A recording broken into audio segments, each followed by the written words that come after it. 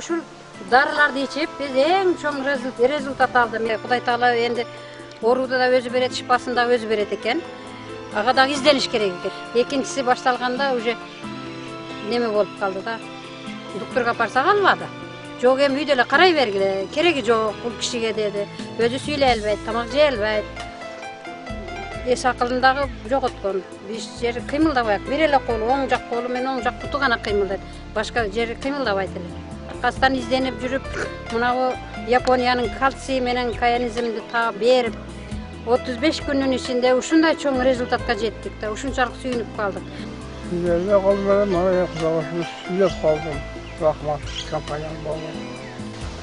Рахмат ушул дарыларды алып келген адамдарга чоң рахмат. Ыраазыбыз.